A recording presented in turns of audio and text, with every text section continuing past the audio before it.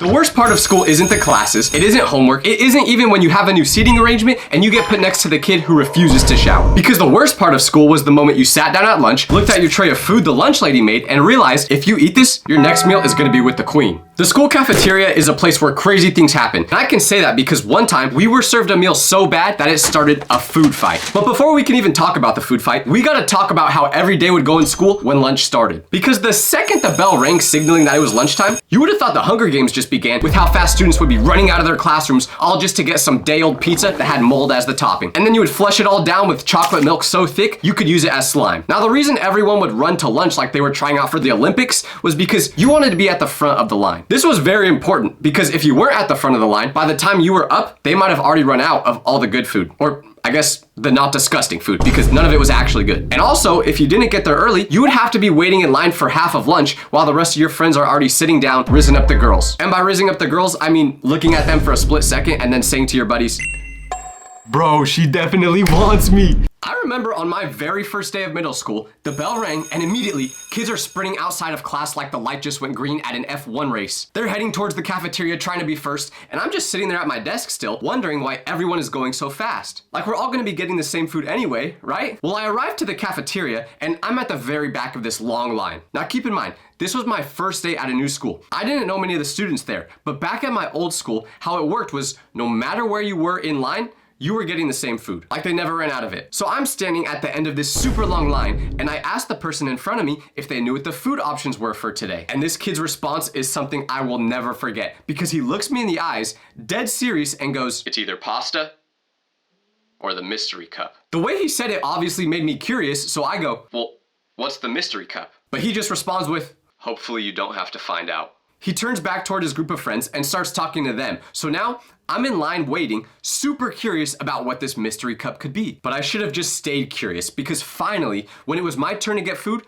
I go up to the lunch lady and without asking what I would like or not like on my plate, instead, she just puts this cup on it. No pasta in sight, just the cup. And at first, I was excited. I love the mystery flavor of Airheads because you don't know what it is, and that's so exciting. So I'm sure I'll like this. But then, I actually looked at the cup.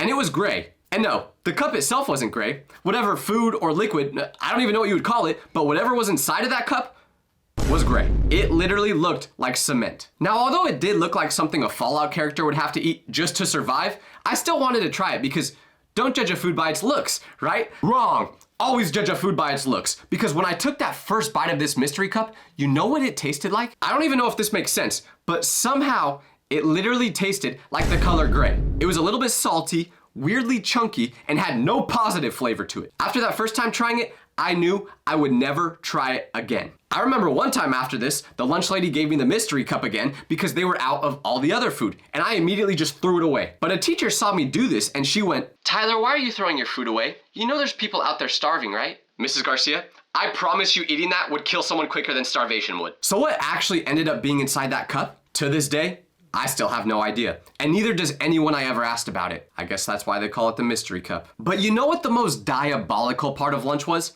It wasn't the mystery cup. It wasn't the chalky milk. Nah, it was the students who actually liked eating this stuff. Yes, these people actually existed. These criminals were the people I knew I couldn't trust. Because how are you gonna look at something that looks like this on your plate and then just be like, "Oh man, I can't wait to eat this." And okay, fine, I understand. You're starving, so you gotta eat something. That's acceptable. I'm not talking about you guys. I'm talking about the people who would literally go out of their way to get more cafeteria food. There was this one dude at my school who would go to every single table at lunch asking all the students if they were gonna drink their chocolate milk. And if they weren't, he would take them. There were days where I saw that man down 7 or 8 chocolate milks like they were water. Where is he now? To be honest, after drinking all that school milk, he may no longer be with us. Oh wait, never mind. I just looked up his name on social media and apparently he works at IKEA now.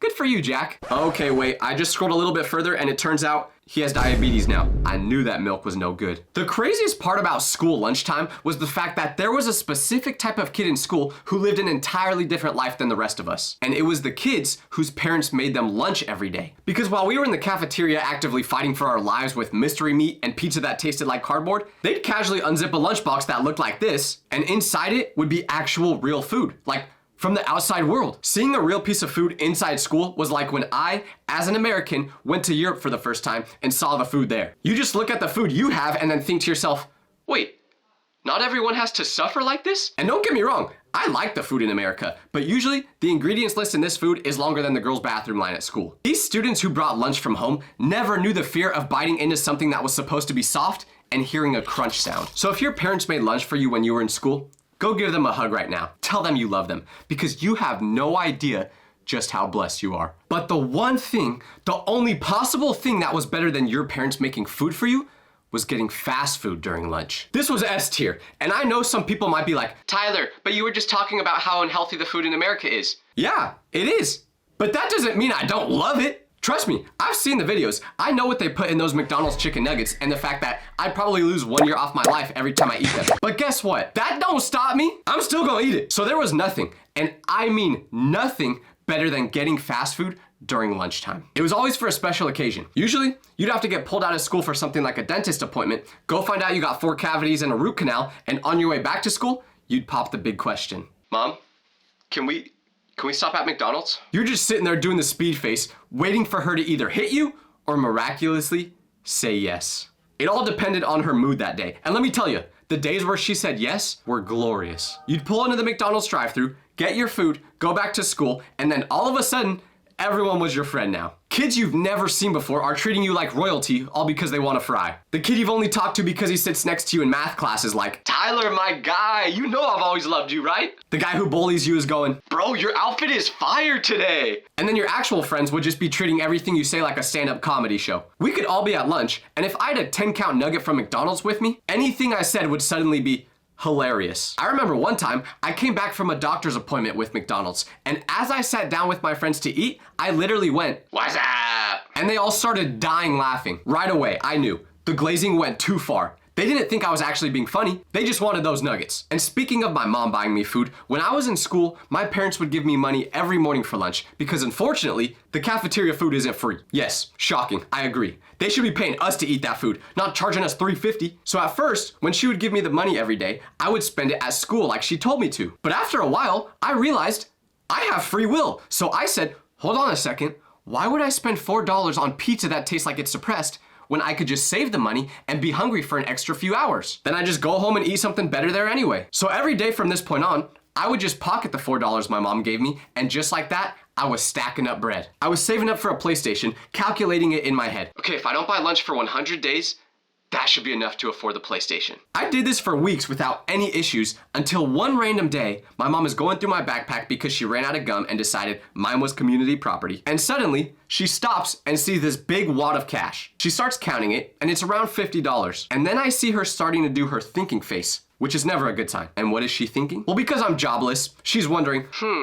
what's the one place this money could have came from? So she looks at me and just goes, Tyler, why do you have this money? And I knew I had to lock in, so I said, well, you see, Mom, I'm somewhat of a businessman, if I may say so myself. You're not spending the money I give you for lunch every day, are you? No, I'm not. From that moment on, my parents lost all trust in me with physical cash. No more money in the morning. Instead, my mom started writing checks directly to the school from my lunch account. And just like that, my dreams of buying a PlayStation were officially over. Now we gotta talk about the people responsible for me even making this video.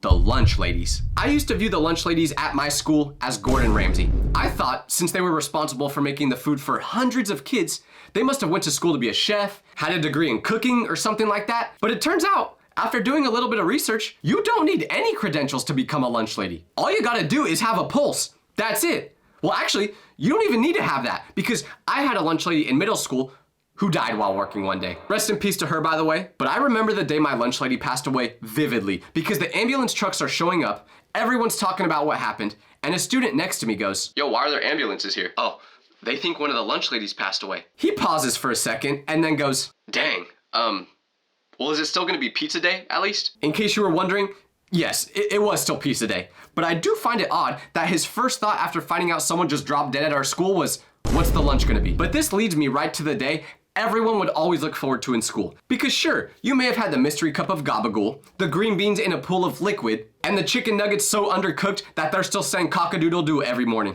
But this one day was supposed to make up for all of that. What day am I talking about? Pizza day. The promise of pizza day was the only reason you believed the school might not actually hate you. You would daydream about it. The crust, the sauce, the melted cheese. Pizza was the one food they couldn't mess up. right? Like, it's pizza, the most basic, universally loved food. Usually pizza is one of those foods that, even if it's bad compared to other pizzas, it's still good because it's pizza. Well, not at my school, because I don't even think you could call the brick of ice cold bread with tomatoes they gave us pizza. The first problem was that it was shaped like the letter U instead of triangular. That should be enough to give whoever made this life in prison. The crust was also stiff as a board. I remember one time, a kid tore off the crust of the pizza, then tore off a piece of his lunch tray and took a bite using the lunch tray as crust. We all looked at him like he was crazy, but it seemed like he enjoyed that bite more than the actual crust. Did this also happen to be the same kid that ate glue in my class? Yes, so I wouldn't trust his word fully. But if you're thinking, Tyler, like you said, sure the pizza wasn't great, but at the end of the day, it's still pizza. Well, no, actually, it wasn't. Because our pizza sauce was really sweet, like a little too sweet, to the point where all of us students started to think this might not even be pizza sauce at all. So we started doing some research, asking teachers, staff, anyone who might know the answer to what this pizza sauce was really made out of. And when we found the answer from a student whose mom was one of the lunch ladies, not the one that died, rest in peace again, but it turns out the pizza sauce was actually ketchup. Yes. They used ketchup in the pizza. Why did they do that instead of just using actual pizza sauce? I don't know. Maybe it was cheaper. Maybe the school was just trying to torture us, but it was ketchup. So if not even the pizza was good, was there any food in the cafeteria that wasn't horrible? Well, at my school, there was two. And one of them was taco day. Because I went to school in California, and if there's one food that people in this state know how to make, it's tacos. So at my school, taco day was actually kind of delicious. Matter of fact, it was so delicious that it caused a food fight. Because taco day was always on Tuesdays. So when you walked into school that day, knowing you still had 4 long, miserable days ahead of you before the weekend came, the one thing that made you feel a little bit better was the fact that we were getting tacos. So on one Tuesday, I'm at school and it's going just like any normal day until I get to my physical education class. You may wonder what this has to do with lunch, but just stay with me. You'll understand in a second. So on this day, my PE class had the championship for the basketball tournament we were playing at this time. My squad was already out because I just picked all my homies to be on my team, and we would rather all just be taking shots like this than actually trying to win. But the two teams that were still in it hated each other. And when I say they hated each other, I really just mean that the team captains on each team hated each other. Why? Because the team captain of one team was dating this girl that was also in our PE class. But before they became a couple, guess who this girl used to date? That's right, the other team captain. And the girl was gonna be watching this game. So they've had this beef for a while, and you could tell by how they were acting before the start of the game, they were gonna treat this 3-on-3 basketball game like the NBA Finals. I'm not even exaggerating. One of them literally brought their LeBron shoes to play in, and the other dude was wearing a headband. So the game starts, and they're going super rough on each other, basically wrestling more than actually playing basketball. And fast forward to the end of the game, the kid who used to date this girl was about to lose. So he was furious, and because of that, when the guy on the other team went for a layup, he shoved him. And the guy went flying and landed on his back. Both the kids are barking at each other like two dogs when there's a fence separating them. And eventually, the school bell rings, signaling that class is over and it's time to go to lunch. So the kid who lost is at the lowest of lows. His team just lost in front of his ex-girlfriend to her new boyfriend's team. It was the ultimate embarrassment. But hey, what's the one thing that can fix all this disappointment? Taco Tuesday. Well, no. Instead, it made everything worse. Because we all get to the cafeteria for lunch. Everything's going normal, and I'm talking with the kid whose team lost because we were friendly with each other and we just got out of the same class, but he is still furious. So fast forward to when it was our time to get tacos, and what happens? The school is out of tacos. So we had to get the backup meal. And what was the backup meal that day? I don't even have to say it. You guys already know what it was.